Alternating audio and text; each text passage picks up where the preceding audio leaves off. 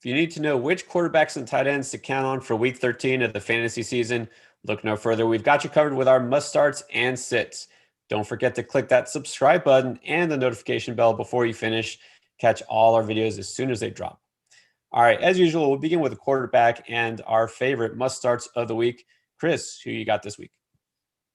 Yeah, don't look now, but Kirk Cousins is red hot. Over the last 4 games, he's got 3 touchdowns in 3 of those games. And in the other game, he had 2 touchdowns. He scored at least 18 fantasy points in each of those 4 games.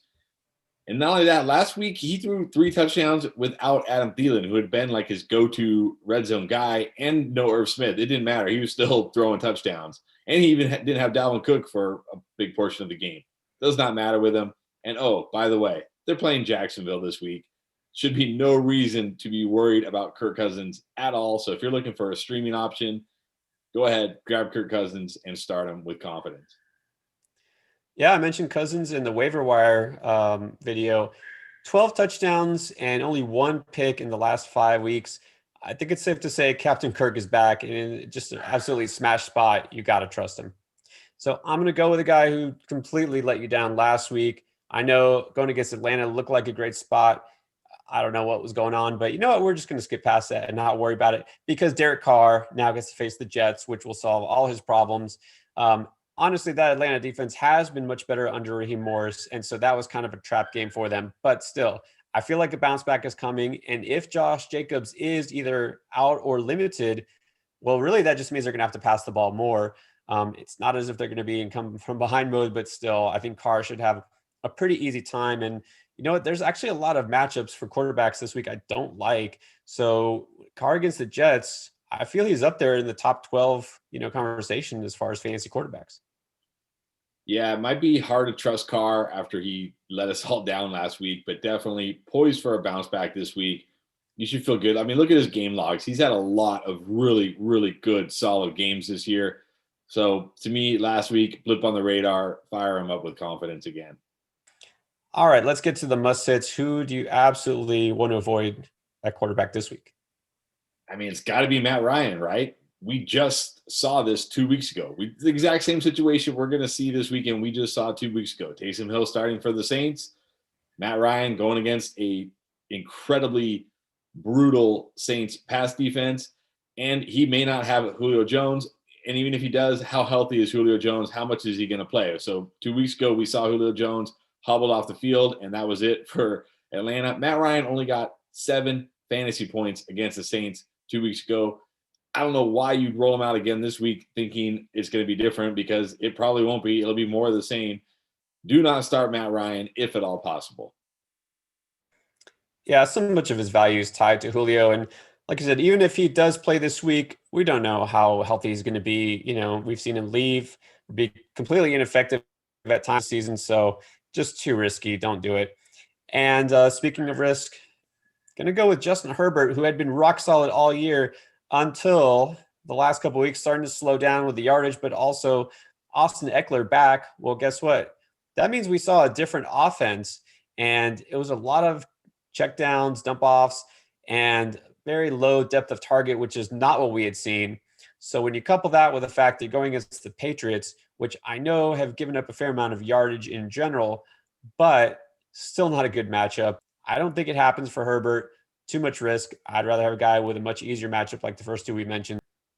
Yeah, it's tough, but I agree with you in this matchup. And Austin Eckler's return to this offense was not good for Justin Herbert, at least not what we saw last week. Not good for Justin Herbert. He went from being a guy who would take shots, who would throw the ball down the field, to a guy who was just looking to dump it off. I mean, 16 targets to Austin Eckler for 85 yards, not going to get it done.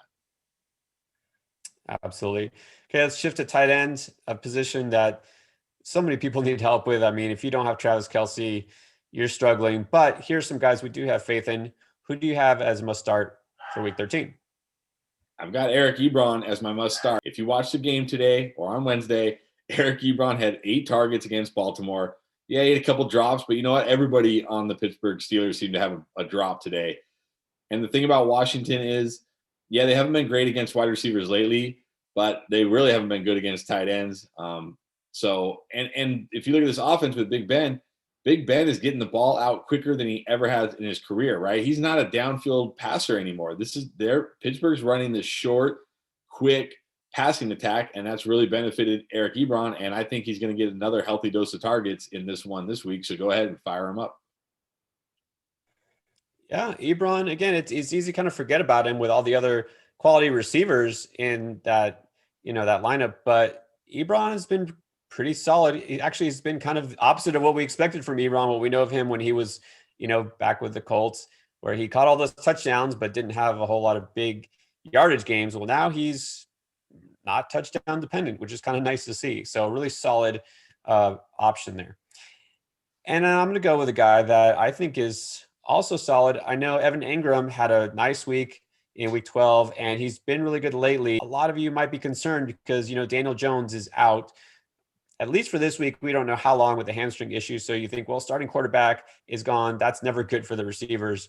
But here's the thing with Engram. Number one, both Sterling Shepard and Darius Slayton have been a little bit banged up midweek, limited in practice.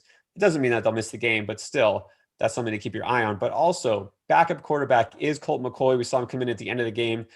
Colt McCoy, he's never going to light the world on fire. But if you remember, the last time he was a starting quarterback in Washington, he actually made Jordan Reed pretty valuable. So McCoy has shown he will connect with his tight end. Engram is still one of their top threats. So absolutely, you keep Engram in.